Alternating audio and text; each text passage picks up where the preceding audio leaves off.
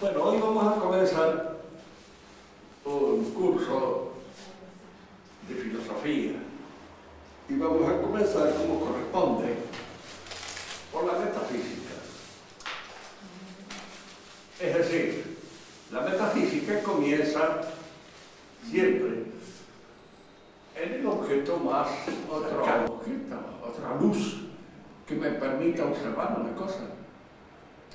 Supónganse, todos ustedes tienen una noción tan primaria como la mía de matemática, pero sabemos precisamente que si nosotros queremos saber que la suma de los ángulos interiores de un triángulo equivale a 2 rectos, la medición de eso que llamamos el triángulo no es la forma de apreciar. Tengo que hacer un análisis, teorema, que me permite razonablemente alcanzar ese propósito. Porque el triángulo que escribo en el pizarrón no es un triángulo. Y el triángulo que puedo medir por ahí, de tierra o de lo que fuera, no es un triángulo. ¿Por qué? ¿Qué es el triángulo? Y el triángulo es una definición. Y nada más. Y fuera de la definición, ¿qué es? Es de azúcar, es de madera, es de hierro, es de cobre, no tiene realidad. Tiene realidad pura y exclusivamente en la mente, como una definición.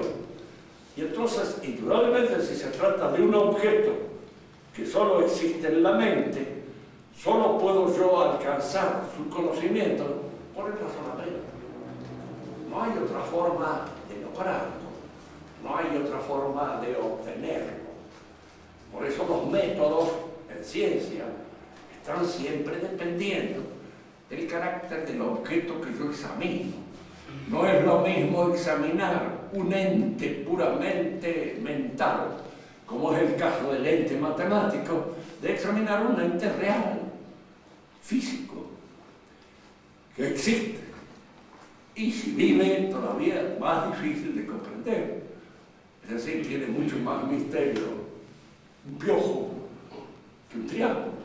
Un triángulo es eso, la definición, nada más. Y el piojo no es la definición. Incluso nosotros mismos no somos la definición. Podemos decir que somos animales racionales, sí.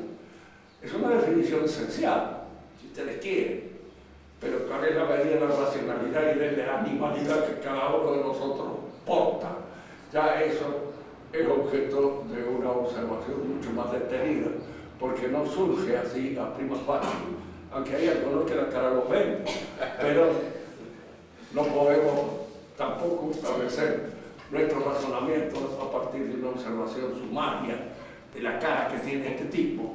Bueno, esto que ya decía que una vez Talleyrand, una vez que observaba a un diplomático que tenía una cara de estúpido, que daba miedo, lo miró y dice, ¿qué negocio, qué carrera hubiera hecho yo con esa jeta? Porque él tenía una cara que lo traicionaba demasiado, tenía una cara de pícaro, de bandido, de vergüenza, que cualquiera que lo veía se daba cuenta, en cambio con la cara de aquel, ¿qué negocio podría haber hecho? Porque todos lo hubieran confundido. Bien, decimos entonces que no es lo mismo conocer un ente de razón, como es el ente matemático, como es el ente lógico, que conocer un ente real. Listo. Para conocer el ente real necesita un método distinto. Por eso es lo que hemos sostenido en muchas oportunidades. La palabra ciencia no es unívoca, es decir, no se da de la misma manera. Es un error precisamente de la época moderna el creer que la ciencia no es nada más que la ciencia positiva, experimental. Y la otra no son ciencias. Hay ciencia siempre que hay un orden metódico y una organización sistemática del saber. Hay ciencia. Porque no es conocimiento vulgar, no es el conocimiento que se funda pura y exclusivamente en la experiencia de todos los días. Es un conocimiento que se hace siguiendo un método y organizando las conclusiones en un orden sistemático. Entonces, allí hay ciencia. Pero esas ciencias se distinguen por el objeto. El objeto es distinto, la ciencia tiene que ser distinta. Y el objeto se trata siempre del objeto formal, no del objeto material. Nosotros ahora estamos considerando el objeto material. Y ese objeto podemos ser considerado por una ciencia como la química, puede ser considerado por una ciencia como la física, y puede ser considerado por la filosofía. ¿Qué es la filosofía? La química se pregunta cuáles son los elementos que constituyen esta realidad corpórea. La física se pregunta cuáles son las características más precisas de una corporalidad física. Peso, tensión, la velocidad con que cae, etcétera, etcétera. No entro en cosas que exceden mi saber, sino simplemente señalo la distinción que hay. Una y otra cosa son observables a la luz sensible, sea de un aparato, un foco, sea de un telescopio, sea de un microscopio, o sea a ojo de buen cubero, como muchas cosas se necesitan. Si nosotros queremos saber si una semilla tiene uno o dos cotiledones, pues indudablemente vamos a ir a abrirlo, observar si están los dos o hay un solo cotiledón. Indudablemente esto se resuelve a la luz de la observación. Si estamos discutiendo en torno a la forma de una hoja, de una planta, lo mismo. La observación nos permitirá distinguir una cosa y otra. Ahora, el análisis filosófico no es un análisis físico ni es un análisis químico. Es un análisis mental, intelectual. Esto permite ahora una disgregación que consolida un poco de saber. La ciencia física, la ciencia química adelantan, progresan, de acuerdo con los aparatos más o menos sutiles con que nosotros podemos observar la realidad. El invento de ciertos aparatos ha permitido el adelanto en ciertos saberes que exigen una observación más artificial, más de aparato. Y al mismo tiempo estos saberes, que a veces se expresan a través del aparato, necesitan por parte del que observa un conocimiento muy claro del aparato. Porque si no, a mí me presentan una radiografía, indudablemente no la sabré ver ni leer como la sabe ver ni leer el que está especializado en esas cosas. Él ve allá cosas que yo no veo y observa allí algo que yo no observo, porque me falta el conocimiento de aquellas cosas que el aparato aporta. Si por ahí siento los ruidos de un detector, de algo que se mueve a lo lejos, pues indudablemente siento un ruido, tic-tac, tic-tac, pero el que sabe apreciarlo distingue y por medio del ruido sabe decir qué tipo de móvil es el que se encuentra en contacto con el aparato.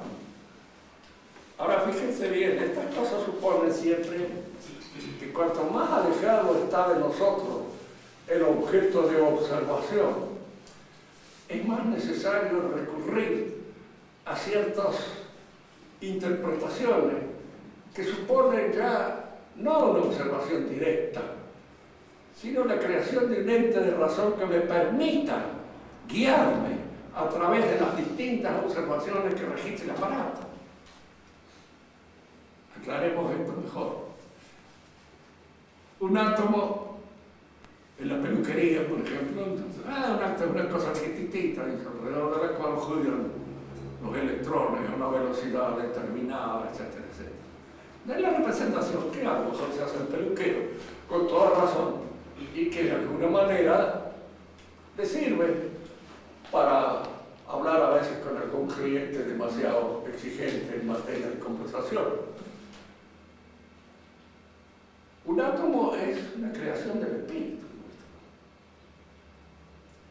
Existe, si hay algo ya que nos obliga a representarnos esa realidad como si fuera este átomo que el hombre inventa para dar cuenta y razón de aquello que está observando. Cuando se trata de lo microfísico, la exigencia de la invención del aparato o la exigencia de la invención de este ente de razón es importantísima. Que la luz se propaga por corpúsculos o por ondas. Onda y corpúsculos son dos cosas que inventa el hombre para más o menos darse cuenta de aquello que está sucediendo y que le permite interpretar el aparato con el cual lo observa. Pero nosotros que tendemos a cosificar todo, nos imaginamos que son cosas, corpúsculos, cositas de la luz, está compuesta por pequeñas cositas. No.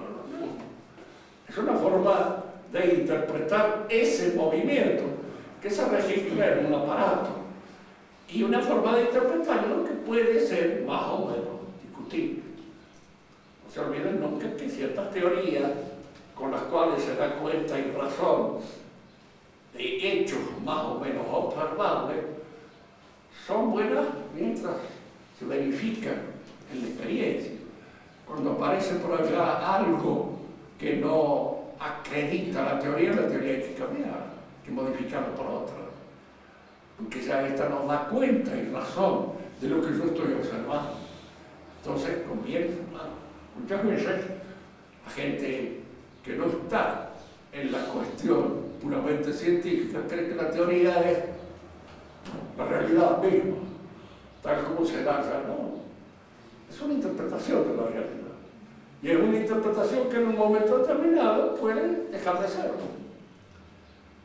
Newton creía, en su época, que todas las esferas giraban de acuerdo, en fin, con la ley de la gravitación universal. Que todo giraba aquí. Hay muchos estudiosos de la historia que dicen que Newton estaba demasiado impresionado por la monarquía absoluta de aquella época y que entonces encontraba en todas las cosas una suerte de interpretación monárquica de las cosas. Había un centro, en el fondo del cuadro. Usted le pregunta posiblemente a un cosmógrafo, no sé si muy moderno, pero de la época en que yo lo he leído, le pregunta ¿por qué las cosas se mueven de esa manera? Y la respuesta va a ser un poco desconcertante, porque no es así, pero se puede mover de otra. Se mueven así. ¿Por qué? Porque hay un impulso inicial que las lanza. Tío. Pero el hecho de que bailen una suerte, digamos, de minueto, tal como se usaba en la época de la monarquía, eso es falso. Ya eso no se puede sostener más. Existe. Es decir, la Tierra da vuelta alrededor del Sol, impulsada por... No, da vuelta alrededor del Sol porque por el momento no puede hacer otra cosa. Pero en un momento determinado todo eso puede cambiar y puede modificarse. Las teorías en ese sentido cambian. Por eso, a un buen científico, lo primero que debe suceder es no casarse con la teoría. Tener en cuenta su carácter relativo, su carácter provisorio, hasta que no se descubre otra cosa, muy bien aceptamos. Pero si por ahí se descubre otra cosa, ya no conviene sostenerla. Hay teorías que se han sostenido, diríamos así, a machamartillo, contra viento y marea. En primer lugar, porque favorecen una idea nacida más de la hidrología que de la observación, como es el caso de la teoría que se le atribuye a Darwin. Darwin no es verdad todo eso. El hombre desciende del mono. Cuando a Darwin le preguntaron eso, él dijo, sí puede ser, pero no es muy seguro. ¿Por qué? Porque no hay una demostración concreta. Los monos van monos, sí. Y los hombres, en el mejor de los casos, dan otro hombre. Y en algunos un subhombre o algo inferior al hombre, pero nunca un superhombre. Ese superhombre no ha aparecido en ningún momento como una solución, diríamos así, que está ya predestinada en los genes. De manera que esta teoría parece, digamos, muy favorecida por los movimientos de carácter ideológico. La pregunta que ustedes han poco y dicen, ¿por qué los movimientos ideológicos? Porque los movimientos ideológicos, todos, quieren construir un hombre de conformidad con la ideología. Los comunistas sueñan en el hombre comunista, es decir, en un hombre en donde ya no hay más mío ni tuyo. No es ya un individuo, es una parte de la comunidad. Carece, en alguna medida, de todas aquellas distinciones de carácter individual. Siempre frente a esto, ha habido a veces entre los mismos comunistas algunas discusiones que son graciosas. ¿Por qué? Porque uno ve allí cómo atraviesa y cómo cada uno responde a veces según los gustos. Porque cuando se hablaba del amor dentro del comunismo, ¿cómo estaría concebido? Fíjese que en la época, en el viejo régimen, el casamiento era una cuestión social, familiar. Los que casaban eran los padres, casaban a este muchacho con esta chica. Y lo hacían socialmente, no consultaban a los dos. La idea de que hay que consultar a la pareja nace con el cristianismo. Parece un poco extraño, pero es así. Es decir, el amor libre es una idea cristiana enloquecida, pero es una idea que nace en el cristianismo, porque es el cristianismo en donde aparece como, diríamos así, causa eficiente del matrimonio la pareja. Es lo que dan en sí. Bueno, haría una muchacha que no quiere casarse con él y en el momento que se van a casar dice no, se suspende el matrimonio. Y se arma el gran escándalo familiar porque de alguna manera ha dicho que no y ella retiró su consentimiento en el momento en que se va a pronunciar el acto del casamiento. Bueno, los comunistas tendrían que ser más socialistas que los cristianos y que los viejos paganos. Y hacían del matrimonio una cuestión social, ellos hacen del matrimonio una cuestión puramente personal, individual. La elección de la pareja. Y por el tiempo en que dura el vetejón, por el tiempo en que dura, que suele ser a veces más o menos duradero, pero no siempre. Y la mayor parte de los casos se pasan en comunidad. De manera que fundar la duración del matrimonio en esa convicción de la duración del afecto es un poco extraño. Y dentro de los comunistas era Engels, que era el más romántico de todos, el que sostenía esa idea del amor romántico. Él vivía con una muchacha irlandesa durante cierto tiempo y cuando murió quedó desolado, tanto que Marx mismo lo entendía. Y fíjense que Marx también fue un buen esposo, se casó bien con una mujer a la cual quería y con la cual tuvo un matrimonio, no diré ejemplar porque no creo que existan los matrimonios ejemplares, pero sí de alguna manera era un matrimonio discreto, decente, bien hecho, bien realizado.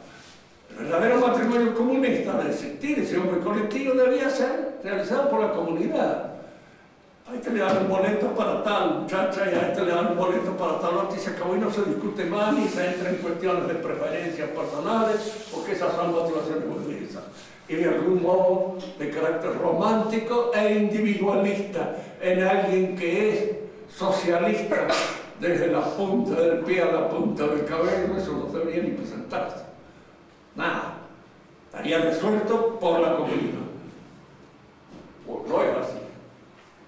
Digamos con lo nuestro, que viene siempre el caso de estas digresiones porque nos permiten comprender un poco la complejidad de todas las cosas. Decíamos nosotros que la filosofía no se pregunta por la constitución química de los entes, ni se pregunta por su constitución física. La primera pregunta que realiza, ¿qué es lo que realmente es ente? Y el objeto formal, aquello hacia lo cual apunta el filósofo, es la entidad. Fíjese, podemos encontrarlo entre una inmensa cantidad de cosas, de entes, capaces de ser considerados por la ciencia. Este se interesa en lo que hace al ente viviente, este es lo que hace al ente químico, este es lo que hace al ente físico. El filósofo se interesa en lo que hace al ente, en tanto que ente. Es decir, ¿qué es lo que lo hace ser ente? ¿Qué es aquello que realmente es en el ente? La primera respuesta inteligente que aparece en el panorama universal de la filosofía es la que dio Platón. Nosotros podemos a veces, teniendo en cuenta los adelantos del proceso para conocer estas realidades, teniendo en cuenta eso, podemos pensar en que Aristóteles modificó un poco, sí, pero esta primera respuesta es una respuesta cabal, que da la inteligencia frente al ente. ¿Qué es lo que distingue a un ente de otro? A un hombre de un caballo, de una vaca, de un piojo, de un estuche, de una pared, de lo que fuera. ¿Qué es lo que lo distingue? Y la respuesta de Platón es esta: la manera como han sido distribuidos los materiales que lo componen. Es decir, este ente está compuesto por una serie de materiales, pero esos materiales suponen una distribución especial. Porque resulta que, claro, entre el mono y el hombre, la composición química es relativamente la misma. Desde un punto de vista zoológico, pura y exclusivamente zoológico, no se distinguen mucho, salvo en el hecho de que el mono tiene 4 manos y el hombre tiene nada más que 2, y tiene 2 pies. Carlos Marx, cuando explica toda la vida del hombre en función del trabajo, dice que los monos, cuando tuvieron necesidad de trabajar, fueron afinando el cerebro. Pero ¿por qué abandonaron 2 manos que les vendrían pero perfectamente bien para hacer canastas? Imagínense, tienen una canasta acá, con los pies la pueden tener, realizar el trabajo mucho mejor. ¿Por qué la dejaron? Medio imbécil en ese sentido, es decir, no siguieron muy bien el carácter que debe llevar la evolución. Y así la explicación, porque hay una explicación que da Engels en un libro que habla sobre la naturaleza, el paso del mono al hombre, que es directamente risible, es morirse de la risa, por todos los pedidos que hacen a las cosas, diríamos así, absurdas. El hombre, en primer lugar, hay una modificación del cerebro producida por el trabajo de las manos. Entonces, el trabajo de las manos influye en el cerebro. Claro que no influye nada. Es el cerebro el que influye sobre las manos, pero no al revés, no las manos sobre el cerebro. En segundo lugar, después viene también en el hombre el hecho de la alimentación cárnea, comer carne. Nosotros sabemos que hay animales que comen nada más que carne y el cerebro no se les ha desarrollado exageradamente como consecuencia de esto, pero para él sí, viene la alimentación carne. Como la alimentación carne parece que produce una cierta saciedad cuando no está bien cocinado, se inventa la cocina y de ahí empiezan a inventarse una serie de cosas que van haciendo progresar cada vez más nuestro cerebro. Como se inventa el fuego para cocinar la carne, posteriormente el fuego es el que nos permite inventar la chimenea, inventar un montón de cosas que nos va a permitir vivir de una manera más cómoda ahora en los lugares fríos. Y entonces el hombre se va desarrollando así, de esa manera, y va adquiriendo ese cerebro que lo lleva, no sabemos por qué diablos, a pensar a veces en cosas absurdas, pero en las cuales indudablemente piensa, porque de acuerdo con esa manera de entenderlo, no debería pensar nada más que en aquellas cosas que tienen una relación inmediata, utilitaria y vital con su vida. ¿Por qué esta conversación surgida aquí entre nosotros de una inquietud común? Porque es absurdo, estamos hablando de gusto, estamos hablando de cuentos, porque de esto no va a salir ni una milanesa, no va a salir absolutamente nada. va a salir nada más que una suerte de entretenimiento intelectual en el cual a veces el hombre está metido. La observación filosófica entonces sobre el ente apunta a eso. ¿Qué es lo que hace al ente? Y la respuesta de Platón es clásica. Lo hace la distribución de las materias. ¿Y qué es una distribución de materia? Un eidos, un programa, lo que podríamos llamar nosotros una idea, algo que el hombre ha concebido. Porque ¿qué es lo que hace la diferencia entre una chatarra y un auto? Es en cómo están distribuidas las materias. Y esas materias están distribuidas de conformidad con el inventor que las hizo, es decir, el que las distribuyó y que las colocó de tal manera que constituyeran el auto. De la misma manera, diríamos nosotros, en todas las cosas hay una ecuación secreta de la cual nosotros no tenemos conocimiento, pero suponemos que existe, que es la fórmula de acuerdo con la cual estamos constituidos. Estamos hechos de acuerdo con una distribución de todos aquellos elementos que nos constituyen. Y esa distribución de los elementos que nos constituye el eidos, según Platón, la forma, según Aristóteles. Por eso, para Aristóteles hay una distinción precisa. Y acá la palabra la vamos a aplicar un poco mejor. Distinción entre materia y forma. La materia son los elementos que constituyen una realidad y la forma es la organización, el diagrama, en alguna manera lo que constituye la disposición organizada de esos elementos que lo constituyen. Esa es la forma. Ahora, estas dos cosas en una realidad entitativa se diferencian, pero no pueden ser separadas. Aquí es una primera cosa que pido yo una cierta atención. Distinguir para unir.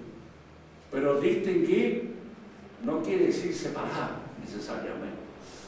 Dos cosas separables, esto y esto, se distinguen, indudablemente.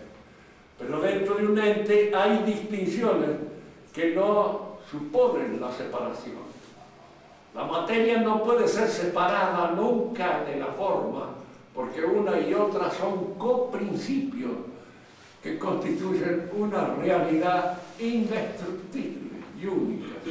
Cuando se separan, esa realidad deja de ser. En el hombre, la forma es eso que llamamos también el alma. Y acá sin ningún misterio, porque alma tienen todos los seres vivos, incluidos los vegetales y el piojo. ¿A quién siempre me refiero? Porque es una entidad que anda en el mundo, ¿no? Esto es como una preocupación constante en un momento determinado, ¿cierto? Y entonces hay que hablar de él. Y además es porque es más humilde de casi todo. Se conforma con vivir en nuestra cabeza, que es una mala elección, porque es lo peor que tenemos. Es la loca de la casa. Vamos a ver. Bien. El alma es el principio vivo, aquello que hace a un ser vivo y que lo distingue a un ser vivo de uno muerto, y lo que distingue a un árbol de un palo. El alma, ya viviente. Cuando el hombre muere, indudablemente hay una separación de la forma y de la materia. Que esta separación sea una separación que acredite o dé a pensar la posibilidad de la inmortalidad del hombre, es una cosa que lo examinaremos más adelante. Por el momento, el hombre muere. Como dijo mi amigo Jorge Ramos, los obispos también se mueren. Vamos a salir felices. Porque había esa idea de que el hombre era inmortal. No, el hombre no es inmortal. El alma puede serlo, pero el hombre no es inmortal. El hombre se muere. Y al morir existe ese hecho, que es un hecho indudablemente que para nosotros resulta siempre incómodo, violento y desagradable. Como decía un buen pensador francés, morirse siempre feo, pero estar muertos unos cuantos años, qué alivio. La mayoría no dejaba de ser una víctima. Pero morirse siempre es feo y uno se defiende contra esa muerte. Bien, la filosofía entonces pretende entender qué es lo que es el ente. Y para esto indudablemente no basta ninguna observación. El lumen sub toi, es decir, la luz bajo el cual es observada estas distinciones de luz racional. Y precisamente porque es una luz pura y exclusivamente racional, nosotros podemos decir que la ciencia filosófica, que tienen su origen en Grecia, tienen también su culminación en Grecia y en la cristiandad. Y no han aumentado mucho, ni han sufrido ningún adelanto ni progreso con todos los inventos modernos de observación, porque esos inventos no tienen nada que ver con lo que es un razonamiento. Y se razonaba tan bien en la Grecia antigua y en la época del cristianismo primitivo como ahora. Razonar, el hombre podía razonar bien. Y para comprender bien esto, basta a veces una sola cosa. Fíjese lo que constituye hoy la frecuentación de los hombres que ven teatro o ven cine. Piensen ustedes en que las obras de Sófocles, en las obras de Eurípides, en las obras de todos estos, diríamos, creadores griegos del teatro, y compárenlo con las porquerías que actualmente se exhiben en la escena. Y se van a dar cuenta de que hay un progreso humano, o no lo hay, o hay un retroceso macabro. Entonces piensen que Shakespeare es una cosa popular y que la gente en Inglaterra concurría al teatro de Shakespeare como, en fin, en la actualidad se puede concurrir a verlo ahora. Yo no conozco casi ninguno de los autores modernos, pero hay algunos que son simplemente repelentes, pero sin necesidad de recurrir a ellos. Vamos a los más discretos, como puede ser Anuil, que tienen cosas lindas. Uno se da cuenta de que hay una diferencia enorme. Y hoy Anuil es para una minoría, nada más, no es para cualquiera. El teatro de Monterland lo veo. En aquella época era el teatro, concurría la gente, hasta los marineros del puerto concurrían a ese teatro y eran capaces de entender esas cosas que surgían de esas creaciones poéticas. En la actualidad los capaces de entender una cosa de esas son relativamente muy pocos. Podemos decir entonces con toda tranquilidad y sin exagerar demasiado en lo que decimos, que la filosofía no ha avanzado mucho desde Aristóteles hasta hoy. No es que no haya avances particulares, que no se hayan estudiado ciertas cosas con más detenimiento, con más detalle, con más sosiego, etc. Sí, esos avances se producen, pero en conjunto no. Decía Castellani, decía con toda razón, en materia moral, ética y cómo. Y después es muy poco lo que se ha avanzado, es muy poco lo que se ha con todo. Hay un montón de gente que habla como si la moral hubiera cambiado. Sí, han cambiado mucho las costumbres, pero una cosa es que cambien las costumbres y otra cosa es que cambie el sentido, la organización de la ética, distinta. Bueno, nosotros tenemos ahora entonces que el objeto material de la filosofía, lo que la filosofía considera es el ente físico. Cada una de estas cosas que nosotros consideramos. Lo considera a la luz de la razón.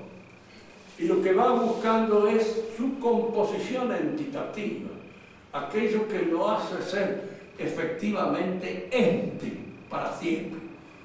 Fíjense que acá, esta misma palabra que nosotros estamos usando, ente, es una palabra que en castellano existe. Ente. En inglés no existe, porque la palabra supone el participio activo del verbo ser. En latín, ens. El verbo es ese, el infinitivo. En griego, ein. Ein, el verbo al infinitivo. En italiano tampoco existe ente. En francés tampoco existe ente. Y hay que recurrir a veces a ciertos artilugios terminológicos que se prestan a confusión. Porque en materia de razonamiento mental, filosófico, se habla el idioma normal, pero bien hablado, con precisión. No se inventan términos. La filosofía moderna es inventora de términos porque al mismo tiempo es inventora de confusión. No se olviden nunca de este hecho que lo van a tener muchas veces presente en su vida. ¿Por qué el hombre ama tanto los errores y se prende con tanto gusto a los errores? Porque los errores son de él. Y la verdad no, la verdad es mostrenca. La verdad es lo que es. Recuerden ustedes, hay un pensamiento muy lindo de Lanza del Basto en la relación con los 12 apóstoles. En cierta oportunidad, Judas los reúne a todos los otros, que los considera medio pavotes y mal instruidos. El más intelectual de todos era él, Judas. Los reúne y le dice: yo creo, dice, que Jesús es el Mesías y es el Hijo de Dios. Entonces los otros amigos dicen: ¿sabes que nosotros también estamos convencidos que es así? Se enojó. Como ustedes, papanata, han llegado a la misma situación que yo, que soy el hombre inteligente y que soy el descubridor de esto. No ustedes, pedazos infelices. De manera tal que lo trató tremendamente, porque a él le había encantado la idea, pensando que era una cosa inventada por él, que era un error de él, pero un error de él. Por eso adherimos nosotros a los errores, porque los errores son nuestros. Y la verdad es mostrenca. Si alguien que diga que 2 y 2 son 4, va, descubrimiento. Pero si empieza a pensar que 2 y 2 son 5 y da una serie de ideas para que nosotros creamos, es un creador. Y es de alguna manera un individuo que ha logrado algo que nosotros no hemos logrado vislumbrar todavía. La verdad nos hace común, nos comunica, nos hace igual. El lenguaje filosófico es el lenguaje común, bien hablado.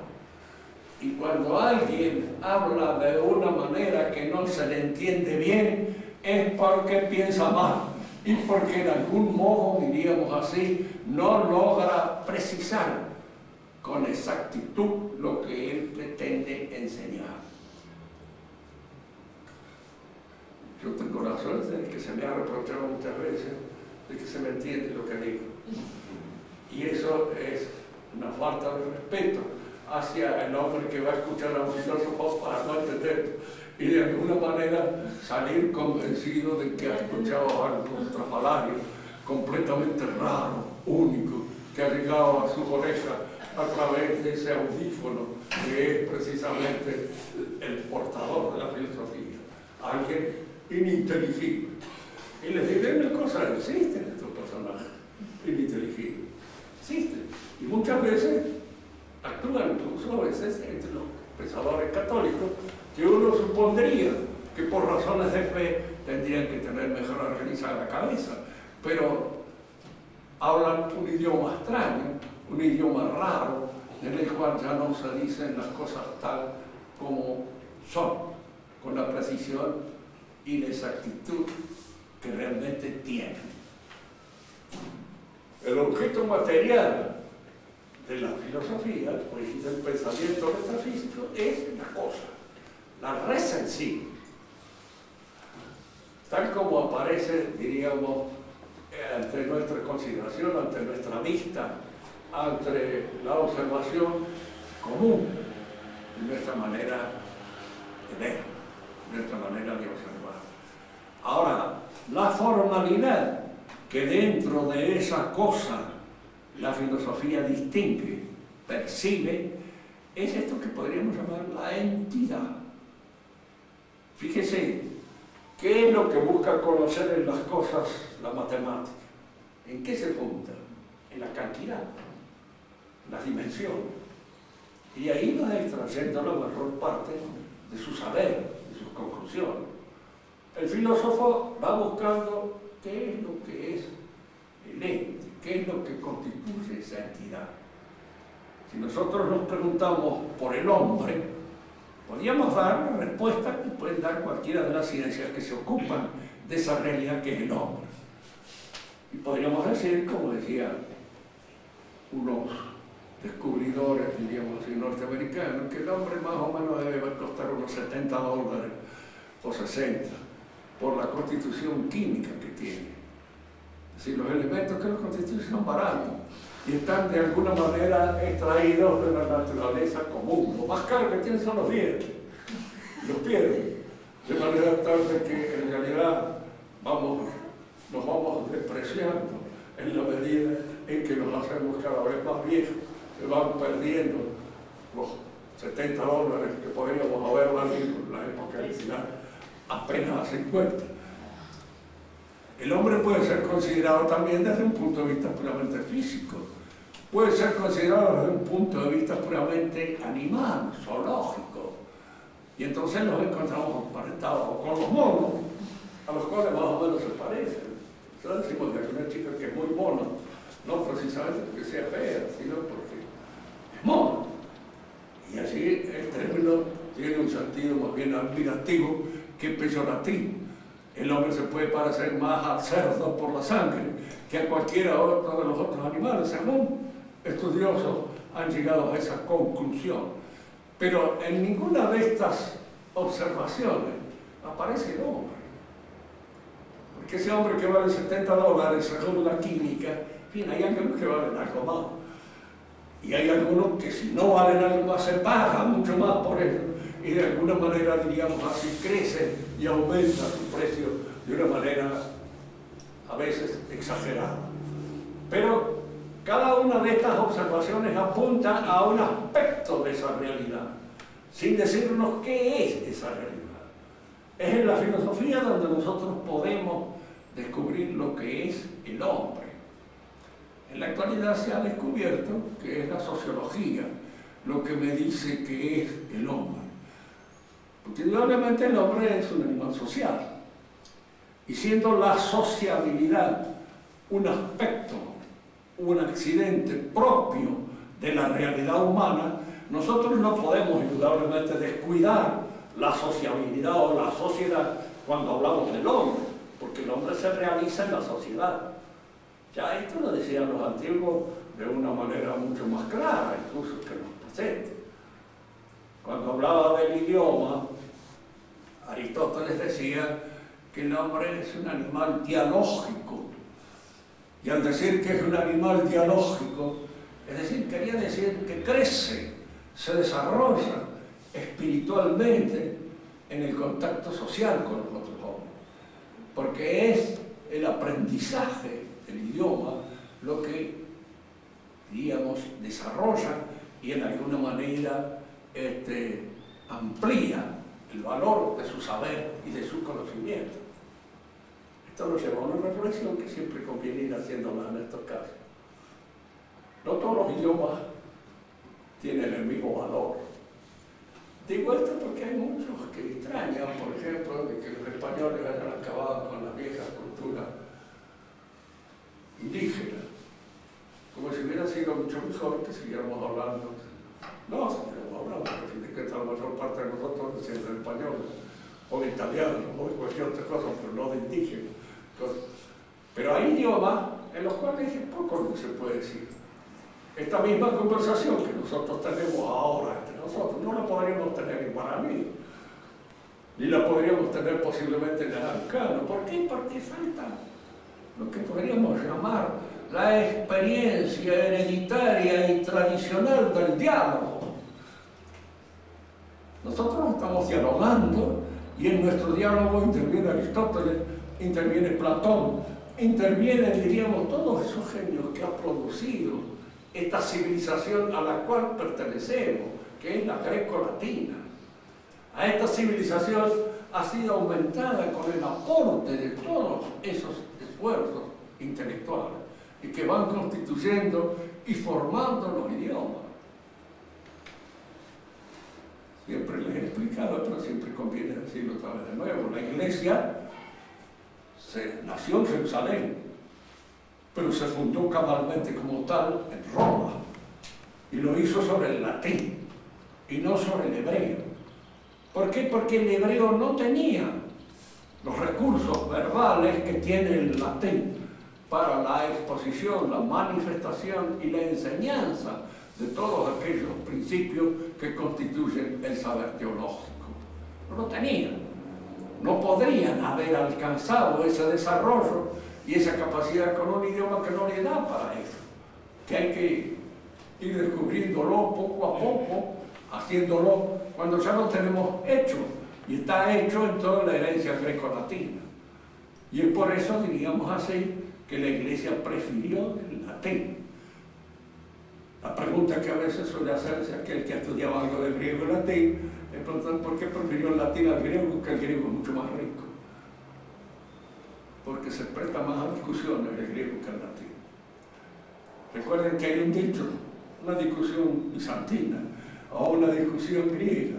¿Por qué? Porque en torno a una palabra empezaron a discrepar todos los filólogos que de alguna manera tenían de esa palabra un sentido distinto.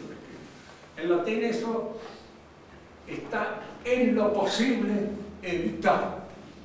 Es idioma de jurisconsulta. Y de alguna manera, en tanto que el jurisconsulto quiere que se le entienda claramente lo que dice, trata de evitar las ambigüedades y trata de evitar todos aquellos recursos idiomáticos que se prestan a una discusión interminable. Por eso le eligió, y para evitar precisamente todas esas discusiones en torno hacia el hijo, el padre, esto, lo que viene más allá, empleó el latín. Abandonar el latín por parte de la Iglesia es uno de los tantos zafarranchos que son publicables decididamente a la mentalidad de los nuevos clérigos que están dirigiendo la Iglesia y que son bastante pobres desde un punto de mira intelectual. Salvo que salven su inteligencia y entonces se acreciente el valor de sus manías, de sus malignidades, y lo hayan hecho a propósito. Sé que hay muchas palabras que se dispersan, se resienten de su valor semántico tradicional con el objetivo de ir creando una mentalidad apartada del orden común. Diríamos, para completar esta clase, en el transcurso de la civilización nuestra, el predominio de la burguesía ha ido creando un utilitarismo que va en contra totalmente de todo lo que constituye la espiritualidad antigua nuestra espiritualidad. La burguesía es una clase social que está asignada por lo económico, y al estar asignada por lo económico, diríamos, hipertrofia lo económico. Y la hipertrofia de lo económico es lo que está introduciéndose, metiéndose en todas las demás actividades del espíritu, distorsionándola intrínsecamente, rompiéndola, destruyéndola. Para el burgués, algo es razonable cuando algo es redituable de una manera pura y exclusivamente económica. Hablarle de que la razón es la fuerza que lleva al hombre hasta Dios es hacerlo reír, porque que me habla de estas cosas que no tienen nada que ver con lo que nosotros entendemos por razonable. Y todo el idioma nuestro está sufriendo esa descalificación producida por la invasión del económico en nosotros. ¿Quieren hacer alguna pregunta? Voy a arriesgar mi vida tomando un poco de agua, pero en el principio activo hay dos cosas que tener en cuenta y que ya, diríamos, el participio activo mismo las designa. Algo que es algo señala una entidad y al mismo tiempo que es. Y aparece acá esta cosa que es el ser, que es lo que coloca a esa realidad en lo real, que le da su verdadera fuerza a la entidad. Fijémonos, todos somos algo, somos hombres, pero al mismo tiempo somos. Y este ser no nos viene como un regalo por el hecho de ser hombre. No nos hemos hecho a nosotros mismos. Incluso muchas veces pensamos que podríamos habernos hecho de otra manera si hubiéramos tenido nosotros alguna decisión en el acto de nuestra realización. Pero sufrimos el ser. Lo tenemos como algo que se nos ha impuesto. No es que a veces quisiéramos ser otro, porque creo que es muy difícil eso. En primer lugar, si tenemos un pensamiento un poco despectivo respecto a lo que nosotros somos, tenemos uno mucho más despectivo con respecto a lo que nosotros somos. De manera tal de que cambiarlo no es el deseo, no es el propósito. Pero en alguna manera, diríamos así, nos damos cuenta de nuestras deficiencias, de nuestros desmayos, de nuestra falta de fuerza, de ímpetu, para hacer con más vigor lo que deberíamos ser. Ente es siempre eso. Ahora, en francés no existe la palabra. En francés después se emplea la palabra de existence. La palabra existencia o existente viene a reemplazar, en cierto modo, el ente. Pero fíjense que en el latín tradicional no quería decir eso. Lucrecio le emplea la palabra a veces diciendo vermes ex extercore existum. Los gusanos nacen del estiércol. Entonces, surgen. Entonces la palabra existir era surgir, brotar, hacer una cosa de otra. Con posterioridad esto se le dio el sentido fuerte del ente, de lo que es, porque carecían el término. El latín quería decir. Y la palabra entonces cosa no tiene igual esas dos cualidades, la cosa es algo y al mismo tiempo es. ¿Cómo? La palabra cosa, ¿por qué es inferior y no sirve para la filosofía como reemplazo de ente? La palabra cosa es inferior porque no siempre designa un ente en el sentido total y cabal del término, ¿no es cierto? Entonces una cosa, yo tengo otra cosa acá en el bolsillo y puedo tener otra cosa inferior a eso todavía en el otro bolsillo. ¿Qué cosa? Y la palabra ente supone una perfección que no todas las cosas la tienen. Una basurita es una cosa, pero usted no puede decir que tiene todas las perfecciones deseables de la entidad. Ser un ente en general, por ejemplo, en el sentido en que le da Aristóteles a la palabra, generalmente es un ente existente. Pero Aristóteles era biólogo, eso creo que biologiza un poco la entidad. Es decir, que resulta que la entidad, tal como él la concibe, solamente la tienen los seres vivos. Nosotros también, pero son por analogía, ente. Algo tienen del ente, y eso que tienen del ente lo hace ser cosas. Pero por eso hay entre una y otra palabra una distinción, una formalidad distinta que permite apreciar con más rigor lo que es ente y lo que es una simple cosa.